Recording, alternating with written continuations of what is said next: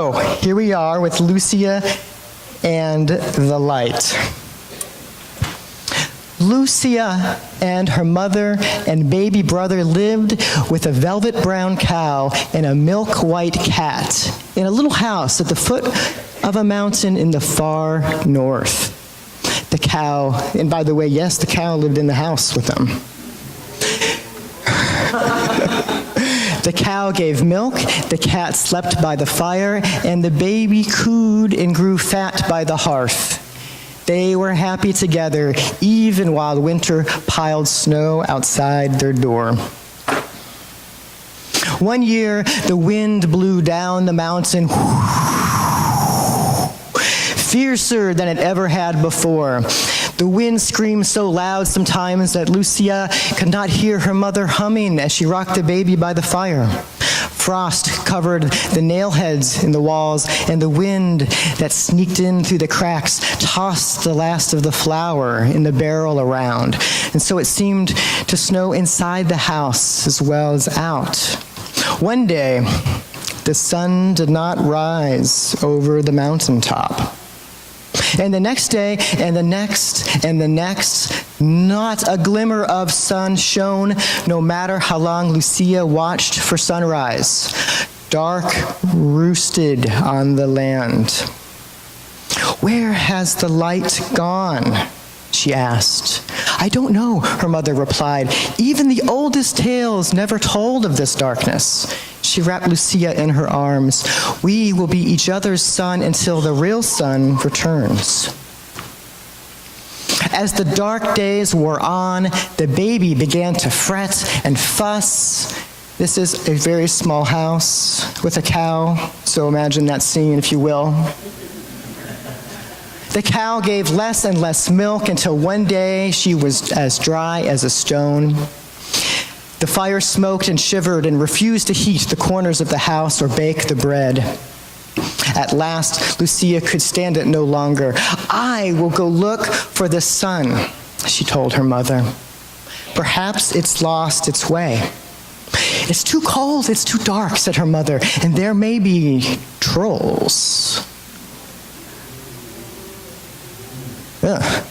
"My grandmother told me when she was a girl, in the bitterest of winters, the trolls came down the mountain and stole chickens and pigs and even a child." Lucia shivered and hugged her baby brother close. Still she said, "Don't worry, Mama. I'll find the sun and be back in time for breakfast." Though how could anyone tell when breakfast time was in all of that dark? "I can't let you go. We will live without the sun if we must," said Lucia's mother.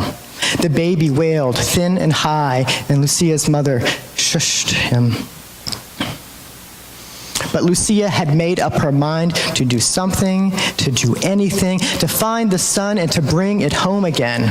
At last, when her mother, rocking the baby, fell into a fitful sleep, Lucia put on the warmest socks, hat, and mittens that her mother had knit, pulled on boots, buttoned up her coat, and wrapped her scarf around her neck.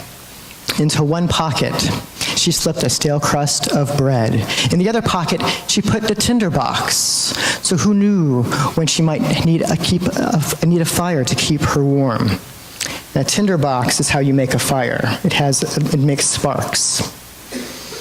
She kissed her sleeping mother's cheek, the baby's fine soft hair, the milk-white cat, even the cow. But when Lucia opened the door, the cat jumped from the windowsill into her hood and went out into the swirling snow with her. Lucia was glad for the company and the warmth of the milk-white cat around her neck. Lucia strapped on her skis and she set off the mountain where the sun used to rise. The pale light of the stars showed her way. Up and up the mountain, Lucia skied, swoosh, swoosh, swoosh, the air growing icier as she went. Time itself seemed frozen. Lucia's fingers were sticks of ice. Surely days had passed while she pushed her skis up the mountain. She shoved her hands into her pockets to warm them, and she felt something hard. Ah, it's the bread. The bread, the crust from that last loaf of bread her mother had baked by that fretful fire. It was as frozen as her fingers, but it softened as she held it in her mouth. It was the sweetest thing Lucia had ever tasted. She shared bits with the milk-white cat, who mewed his thanks and licked at Lucia's mitten. Lucia knew that as long as her legs could carry her, she would continue up the mountain. Swoosh, swoosh. The snow squeaked beneath her skis. Her breath froze on her hair in clouds of ice. Icicles hung from the trees like frozen tears, and even the sparrows hid under their wings. Swoosh, swoosh. The trail grew steeper. The path led Lucia into a stand of trees where even the starlight couldn't shine. Then her skis slipped and she fell. The snow was soft, almost as soft as her feather bed back at home, and Lucia closed her eyes. The milk-white cat nipped Lucia's chin, but Lucia kept on dreaming. If she were home, warm in her own soft bed, she would sleep and sleep and sleep. But the milk-white cat nipped at Lucia's chin again. Ow! Lucia woke up. She had almost fallen asleep in the snow, just like old Bjorn, who had once been found last winter, frozen stiff and hard as cordwood. Pro tip, don't fall asleep in the snow. Lucia rubbed the heaviness from her eyes and hugged the milk-white cat and then tucked him back into her hood. Swoosh, swoosh, swoosh, swoosh. At last, Lucia and the milk-white cat came out of the trees and reached the top of the mountain. All they could see were rocks, ice, scraggly bushes, and the far edge of the mountain falling into darkness. Lucia's heart fell too. Where was the sun? Then a rock moved. And then another. A rock sprouted an arm, 2 arms. Rocky heads with stony eyes rose up from the ground. Many heads, many eyes, and they all watched Lucia. Not rocks. Trolls. The trolls crowded around Lucia. Lumpy fingers poked at her. Supper? Roared a troll with branches growing from his ears. No, lunch, shouted a troll with mossy teeth. Breakfast, screeched a troll with icicles hanging from his nose. The trolls stomped their feet and screamed with laughter, and the ground shook. The milk-white cat hissed. Please, Lucia whispered, do you know where the sun has gone? Trolls found sun sleeping, shouted one troll. Wrapped sun in a blanket so sun can't get out, shouted another. Now trolls never have to hide, shouted another troll. Eat any time we want. Little girl wants sun? Asked a troll.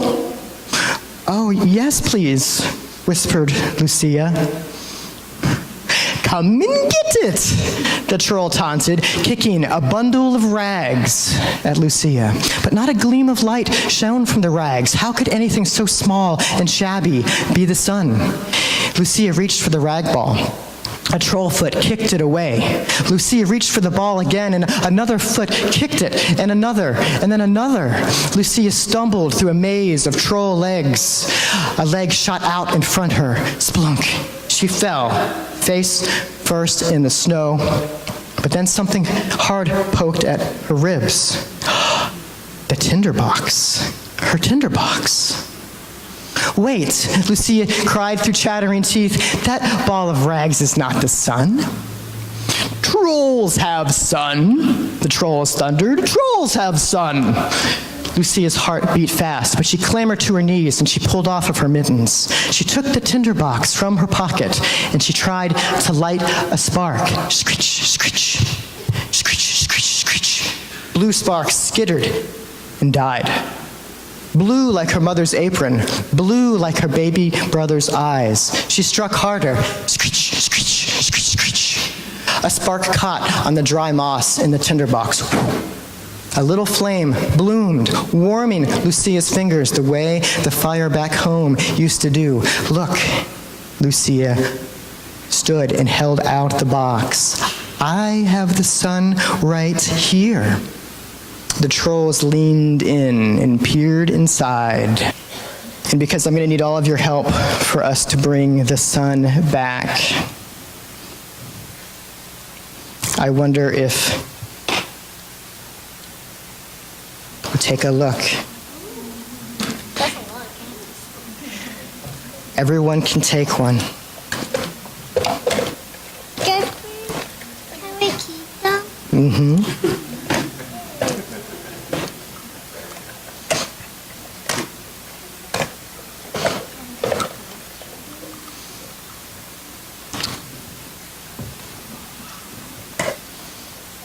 Thank you. Okay. Yeah, we need your help for this part.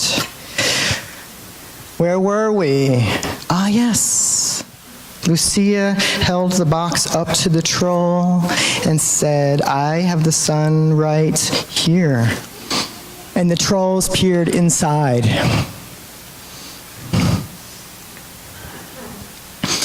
That's not the sun, the troll howled, and he knocked the tinderbox from her hands. Flames sputtered across the snow and died. Eat her! Eat her now! Get her, son! Catch the possums for dessert!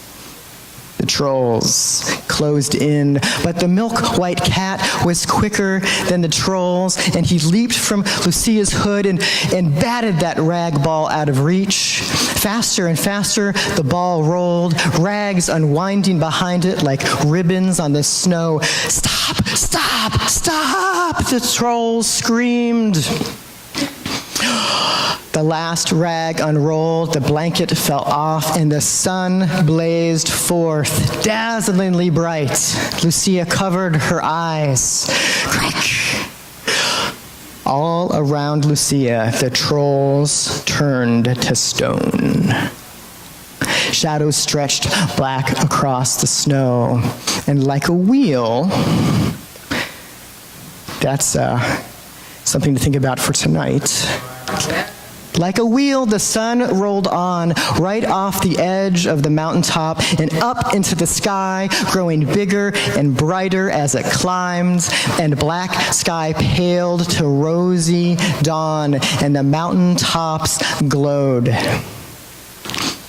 Lucia lifted her face to the sun. Light and warmth poured over her. She picked up the little milk-white cat and kissed his fur, as silky and soft as her baby brother's hair. Good kitty, she said. Good kitty. Back down the mountain, Lucia skied through the forests of trolls and the forest of hills, trees. The milk-white cat tucked into her hood. Her pale blue shadow raced ahead of her. Swoosh, swoosh. Icicles glinted and dripped and fell. Swoosh. Sparrows woke up and hopped into the pine branches, shaking snow on Lucia's hair. Down and down the mountain, Lucia followed her own tracks all the way home, where pink smoke curled from the chimney. Sunlight followed Lucia through the front door and poured across the floor, as warm and sweet as honey. A fire blazed on the hearth, and the baby cooed and clapped to see Lucia.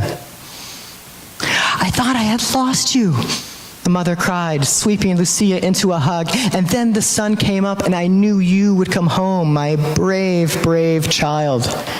Lucia's mother held her close. My sunshine, she whispered, light of my heart.